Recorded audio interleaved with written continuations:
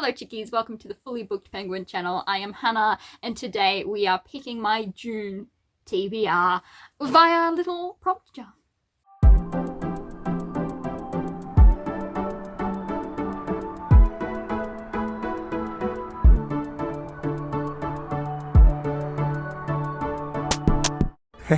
Now, if you're wondering why I am so amused at this second, it is because I just sat down to film this video and I had just watched Paperbacks and Ponytails TBR prompt jar video, and I had commented that she seemed so excited for her May TBR. We're currently in May. It's actually her June TBR. I said May. I may be a little behind on the year. It all merges together. Oh well, I corrected myself. I thought I might be able to fly in and edit my comment, but no, she was already on it. I love people who are active in their community, but I didn't get away with it. We have my cart. That's actually a tray here. There's a whole row behind here, and I have a whole heap of Kindle books as well that I have on my list. Honestly, I did pretty good with May. I still have a couple of books that I need to read for May. But yes, I have 2 from May's TBR one and 1 from April's that I was going to read this month, but we'll see. I also did a bit of book shopping in May. So I've got some new books here and also on my Kindle, and also I bought a pretty version of Pride and Prejudice. Isn't that cute? Wait. There's a sticker on it. Come on. Did that clean. There's nothing really on the back. Just thought I'd boast about that one for a second. Anyway, so I've got my tray here. I've got my jar with its prompts. I'm starting to throw out prompts because I feel like I need fresh ones. But we're just going to go through this until it's empty, probably. We're probably going to do 8 again. Have I been getting to 8? No. I'm currently at 7 for May, though. So not too bad. Not too shabby. I'm also a writer, though, so I've been doing a lot of writing. So much writing. I actually woke up in the middle of the night last night with an idea, and I sat there with my little writing, and I was so tired, but I was like, this is good soup. Good soup. All that's going on in this brain is writing. Prompt numero 1. Got a little green one.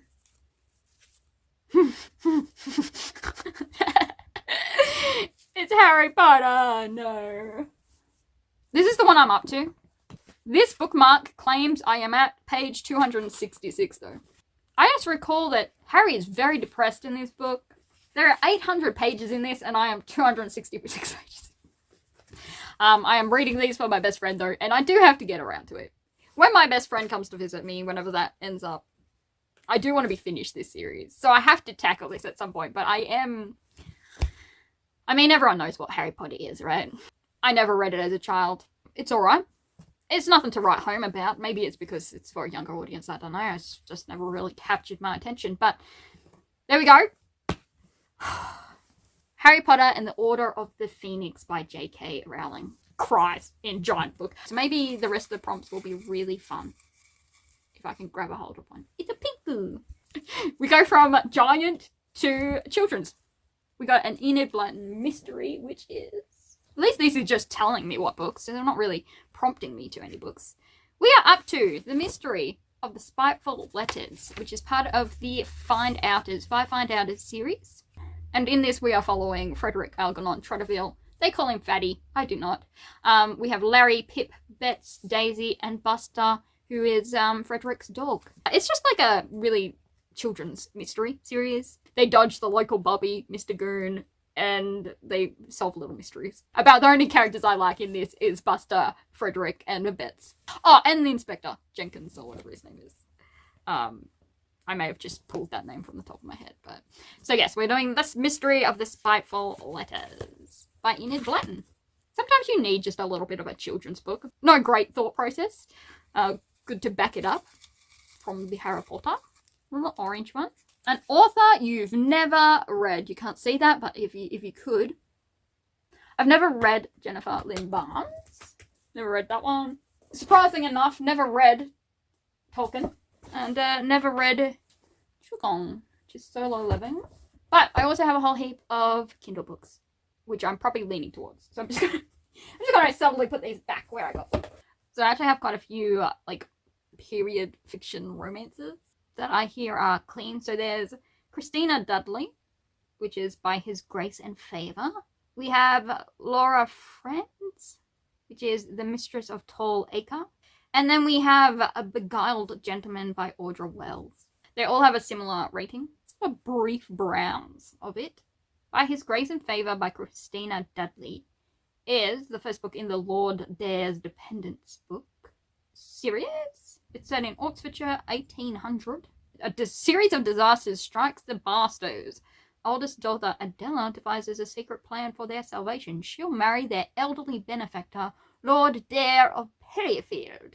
But her pursuit encounters obstacles, first in the form of their handsome household tutor, who openly disdains her efforts, and then from her own unpredictable, unruly affections. Sounds like a little bit of clashing to lovers there. She has my first name. She's stolen it. Hannah Gibson is no stranger to being seen as little more than her dowry. Oh, she's a rich lady. Ooh. She's a bit mouthy, supposedly. Oh, he proposes to a different woman. Oh, they're friends. Strangers to friends to lovers? Ooh. I do love me a friends to lovers. Okay, this is during the American Revolution. Or just after it, supposedly. And Sophie is starved for good news. When her nearest neighbour, General Seamus Ogilvy, finally comes home to Tall Acre, she hopes it is a sign of better days to come. The general is now a widower, with a small daughter in desperate need of a mother. So it sounds like an arranged marriage. But when a woman from the general's past returns, oh no! Without mourning, the ties that bind this fledgling family together will be strained to the utmost. Oh my. I think I'll have to go with A Beguiled Gentleman, just because of the friends to lovers aspect. And if it isn't that, oh well, it's still a read. So for the prompt, an author you've never heard of, we're going with Audra Wells, and she has A Beguiled Gentleman, the first book in the Bradley Brothers series. And I believe it only recently got released on the 13th of May. Now, prompt for Agreenan. A random social media recommendation. Technically, The Naturals is a random social media that I've seen around. Paperbacks and Ponytails actually recommended Laura Franz. So for a random social media recommendation, we are going to go with The Mistress of Tall Acre by Laura Franz, which is about a Sophie Menzies, just after the American Revolution. And she becomes the nanny or the mistress, the lady of the house. I don't know whether they get married or not. I assume they are. But then another woman comes along and it shakes things up, which you would hope wouldn't happen if they were married. But so that's going to be our social media recommendation, which is technically our Paperbacks and Ponytails recommendation. The author is. Not necessarily a specific book, but so there's that one. And now we move on to book number 5. Got a little blue one. Country/cowboy vibes. If we were up to number 6 of Trixie, we could do it. But we're up to number 5, so we can't do that. The Billabong series is, but they're actually travelling to London, so that's not very country or cowboy, is it? Guess we're going on the search. Clean cowboy romance. Let's see what comes up. That one's got good ratings. It's an enemies to lovers. We're going to go with Ellie Hall. We probably should go with book 1, though, shouldn't we? That's book 3. The Ritchie Ranch. Rustling the cowboy's heart. Cute. Okay, they're frenemies. Oh, but have to get married to save the ranch from ruin. After a recent breakup leaves Amelia Ames with suspicions about her ex, she doubles down on documenting the history of her small town of Smuggler Springs. However, when her high school crush crosses her radar, she finds herself distracted. I bet you do. Oh, double date gone wrong? Book 1 in the Ritchie Ranch Clean Cowboy Romance series. Because of a mystery subplot, the first 3 books are best read in order. That's alright, we're doing that. I always do that. Always. Sweet cowboy, clean and wholesome, Christian faith-friendly without swearing or mature content, and contains a happily ever after. Cute. Add to library. That is Rustling the Cowboy's Heart by Ellie Hall. To be honest, reading around this one, it's probably best to just have some cute romances, let's be honest.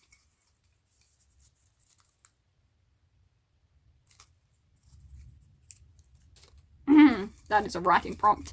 I don't need any prompt to do writing. It's getting me to stop writing and start reading. It's the problem. So let's just leave that one out. A book with a person on the cover. That's a lot. Technically, these... No. Yes. No. No. Yes. Yes. Yes. Yes. Yes. Yes. Yes. Yes.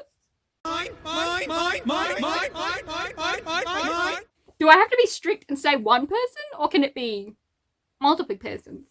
I'm not gonna lie to you, I've seen recent reels about this, and it's got me in the stepmother's Martian mood again. Is this a bit of like a political intrigue, romance, family, found family? It's just so good. It covers chapters 57 to 70. So I think I'm gonna go a stepmother's Martian for this because I saw reels, okay? They dragged me in with the reels. And I want to know what happens to the little family. So we're going to go with a stepmother's Martian, which is about Shuri von Neuschwanstein. That's what we're going with. She was arranged marriage to this bloke who ended up dying, but he pretty much raised her because she was young, okay? And raised her, nothing questionable going on between them, other than him raising a person to raise his children. She's roughly their age.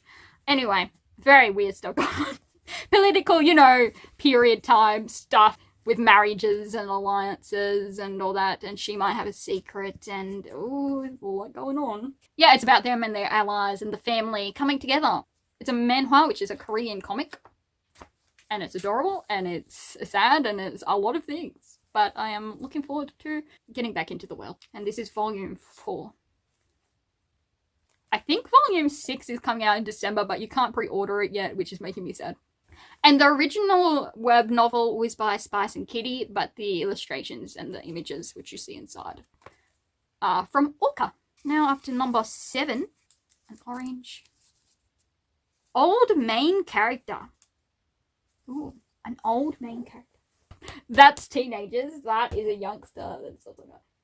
Is Bilbo old? Is Bilbo old? How old is Bilbo? I mean, I don't necessarily think it has to be old. Just older than, I don't know, 30. Which isn't old because I'm almost to 30, so I am almost old. I feel old.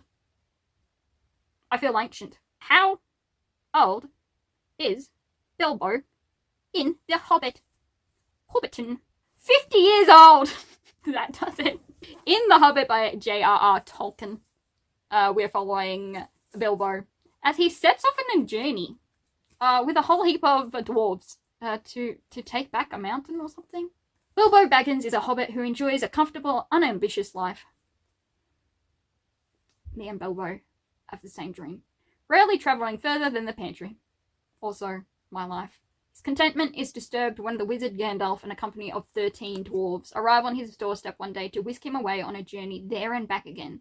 They have a plot to raid the treasure hoard of Smaug the Magnificent, a large and very dangerous dragon. Anyway, so we're going to add that because a 50-year-old is in fact an old main character. And finally, number 8, Mother Orange. A book that ends in an even number of pages. Now, I always go to the page that is the last page of the actual book. 308. That is an even numero of pages. So it's The Naturals by Jennifer Lynn Barnes. And it's about Cassie, who is a natural at reading people. But the FBI come knocking, and of course they need teenagers. You know, the police and the FBI cannot function. None of these big, you know, government investigation people. They can't do anything without teenagers because teenagers are the ones that solve the mysteries. They've read Nancy Drew. They've read Trixie Belden. They know what's up. And so now they've gone out to grab gifted teenagers to help them solve cold cases, I believe. But that's just me making things up if that's incorrect, you know. So, YA crime novel. First up, very easy. We got J.K. Rowling's Harry Potter and the Order of the Pheonix. I'm already partway through, but it's a chunky book. And it's about Harry Potter, the boy who lived, come to die. No, I don't know if that's a spoiler. I've just seen reels of it. And it's got a very ugly Snape on the back. And yeah, they're doing something in it. But Harry Potter is very depressed. And it makes me depressed. But I believe they trespass somewhere. And they go on an adventure and they fly on these things and they go to a tower. I don't know, I'm making things up now. Anyway, next up we had an Enid Blyton mystery, which is from the Find Outers series, The Mystery of the Spiteful Letters. It is a children's mystery series. Then we have an author you've never read. We have Audra Wells' A Beguiled Gentleman, which is the first book in the Bradley Brothers series. I already kind of went through that one before, so we won't repeat myself. Then we have a random social media recommendation, which is Laura Fran's The Mistress of Tall Acre. Again, I talked about that earlier. Then we have cowboy/country vibes, which we went with Rustling the Cowboy's Heart by Ellie Hall, which again, I talked about during the video, so I won't prattle on about that one too much. Then we have a book with a person on the cover, A Stepmother's Martian. Again, I gave you a little bit, but it's about Shuri, and she time travels after being killed back to when her husband had just died, and she decides to do things a little bit differently so that she can keep her family together and safe.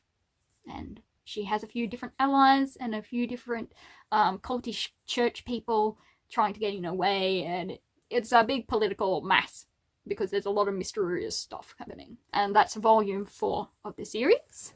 An old main character, which I chose very aptly, The Hobbit by J.R.R. Tolkien, and it follows Bilbo Baggins on a little journey that he didn't want to go on. Let's admit it. He didn't want to go on that journey, but he has to. And then finally we have a book that ends in an even number of pages, and I chose The Naturals by Jennifer Lynn Barnes. And as I said, I went into that a little bit earlier, but it's a teenage crime series, and they're out to catch a serial killer. So that wraps up our June TBR. Some of them I'm excited for, others I'm daunted by, and then there's others I'm excited for. Just a fun time. But let me know below if you're excited for your June TBR. If you've done it already, you should, because it's the 1st of June right now when you're seeing this. Hopefully I'll be doing a few more videos, but I can't guarantee it because I am in author mode. If you want to keep up with my writing, by the way, I have a Writing Nook series, and also I sometimes post on Instagram. I need to get better, but I hate marketing myself. There's only so many times I can take a picture of the mountain view before, people might catch on to the fact that I have a mountain view. So that does me for now. Thank you for watching, and I shall see you all in the next video. Until then, peace.